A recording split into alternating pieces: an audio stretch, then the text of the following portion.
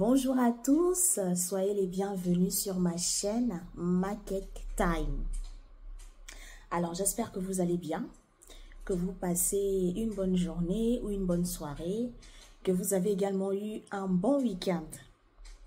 Alors aujourd'hui je vous reviens encore avec une nouvelle histoire. Cette fois-ci c'est une histoire qui s'est déroulée en 2000... C'était en 2011 à Port-Gentil. Alors, c'est une histoire qui parle de moi-même parce que sur ma chaîne, on parle des histoires vraies, vécues par moi ou alors par mes proches. Donc, cette histoire se passe en 2011 à Port-Gentil. Je suis une grande adepte de tout ce qui est produit africain. Ce qui est, que ce soit culinaire, que ce soit boisson, donc tout ce qui est culture africaine, je suis une grande adepte.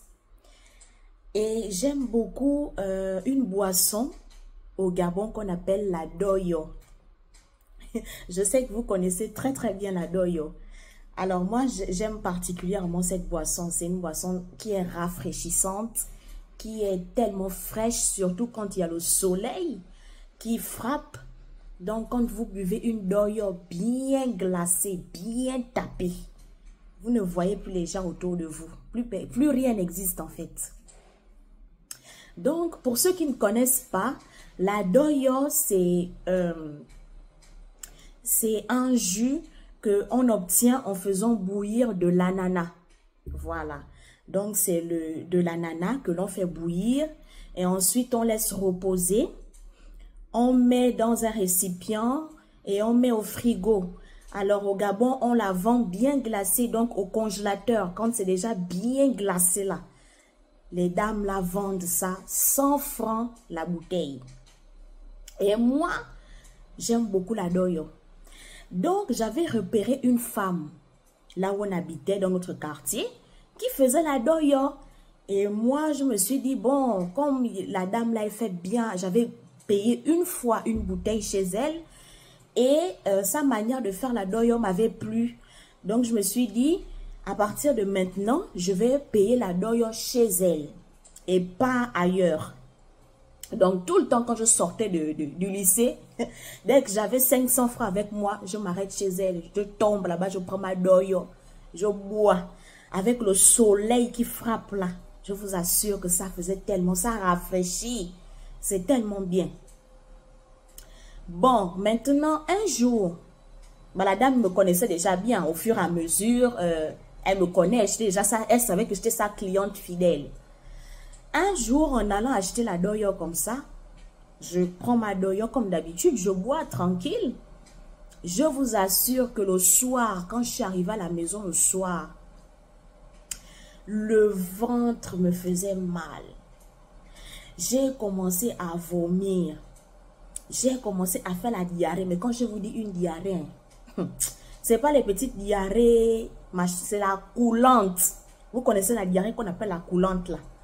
Que tu ne peux même pas te retenir. Ça sort seulement que c'est le genre de diarrhée là que j'avais. J'ai fait une diarrhée de coulante pendant 4 jours non-stop. Hein. Non-stop pendant 4 jours. Ma mère m'a amené à l'hôpital. Quand on arrive à l'hôpital comme ça là, le médecin dit que c'est qu'est-ce que vous avez mangé ou qu'est-ce que vous avez pris. J'ai dit que mes docteurs, je ne sais pas. Les mêmes choses de tous les jours, le même poulet, le même riz, les mêmes côtisses de tous les jours, les mêmes feuilles de manioc ou bien si c'est pas les feuilles de manioc, c'est l'odika. Quelle nourriture que j'ai encore mangé d'extraordinaire. Le médecin dit que non, vous avez sûrement pris quelque chose et puis parce que c'est une intoxication alimentaire, vous avez fait une intoxication alimentaire, c'est la résultante de cette diarrhée. J'ai dit, qu'est-ce que j'ai pris qui peut me provoquer une intoxication alimentaire? C'est comme ça qu'en réfléchissant, j'ai dit que La seule chose que j'ai pris, que je me rappelle avoir pris, parce que moi je ne mange pas dehors, j'avais l'habitude d'amener mon goûter. Donc la seule chose que je me rappelle avoir pris dehors, c'est la doyo. Et c'est comme ça que j'ai dit au médecin, j'ai dit à ma mère que non, j'ai pris la doyo chez la dame que je prends toujours, là où je prends toujours d'habitude. Là, c'est elle, j'ai pris la doyo là-bas. Et c'est comme ça que le médecin dit que mais c'est ça. Vous savez les choses que vous ne préparez pas vous-même. Vous ne savez pas les circonstances dans lesquelles ces dames-là font la doyo. Toi, tu viens là-bas, tu pars seulement payer, tu bois. Ton organisme est déjà habitué à une certaine alimentation, une certaine hygiène de vie. Donc, quand tu enfreins cette hygiène de vie-là, automatiquement, l'organisme réagit. Et l'organisme réagit comment? Eh bien, c'est comme ça, en faisant une diarrhée, en vomissant comme ça, comme j'étais. Et c'est comme ça que le médecin a dit qu'à partir de maintenant, faites attention à ce que vous mangez. Si vous voulez manger dehors, assurez-vous que le restaurant ou la cafétéria, là où vous partez acheter votre nourriture, soit propre, soit irréprochable en matière d'hygiène. Parce que la santé est très importante. Et c'est comme ça que depuis ce jour-là, je ne paye plus jamais. Je vous dis que depuis 2011 jusqu'à aujourd'hui, je n'ai plus jamais payé encore la doyo chez cette dame. Parce que je vous assure, j'ai failli mourir. J'ai fait 4 jours. Je faisais que la diarrhée sans arrêt. J'avais perdu 4 kilos en 4 jours. J'ai perdu 4 kilos. J'étais devenue maigre. Et quand vous faites la diarrhée, vous êtes déshydraté.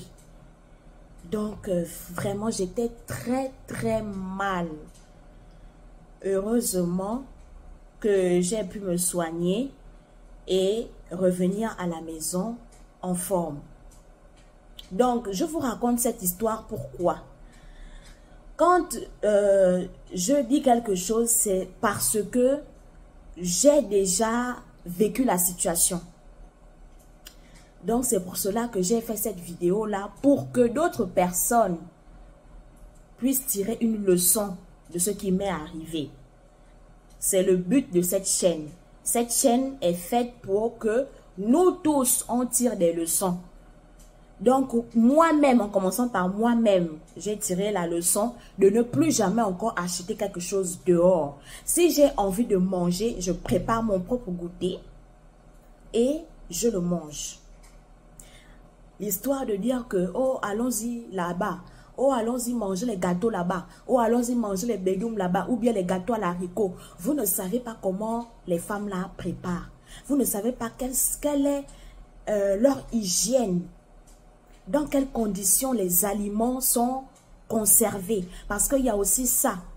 À Libreville, il fait très chaud. Il y a les mouches. Si les aliments sont mal conservés, les mouches viennent dessus, elles pondent des œufs. Et quand vous venez manger cette nourriture, eh bien, vous tombez malade. Donc, voilà pourquoi je vous raconte cette histoire. Cette histoire est faite pour tirer une leçon. J'espère que vous aussi, vous allez tirer une leçon de cette histoire. De ne plus manger dehors. La meilleure alimentation est celle qui est faite par vous-même, par vos propres mains. Au moins, vous savez comment vous avez conservé les aliments. Vous savez si vous les avez lavés ou pas. Parce qu'il y a aussi une manière de laver les aliments. Si les aliments ne sont pas bien lavés, eh bien, vous tombez aussi malade. Donc, il faut faire très attention. Que ce soit pour vos enfants. Parce que les enfants aussi, quand ils sont à l'extérieur, ils sont soumis à des tentations. Donc, que ce soit pour vos enfants, que ce soit pour vous-même, faites attention à ce que vous consommez. Arrêtez de consommer des aliments que vous n'avez pas préparés vous-même. C'est très important. C'est comme ça qu'on ramasse des maladies. Donc, faites très, très attention à ce que vous consommez. J'espère que cette vidéo vous aura plu. Je vous dis à bientôt dans une prochaine vidéo. En attendant, continuez à rester sur vos gardes. Continuez à être vigilant. Continuez également à vénérer vos ancêtres. Parce que on sait où on va en sachant d'où l'on vient. À bientôt.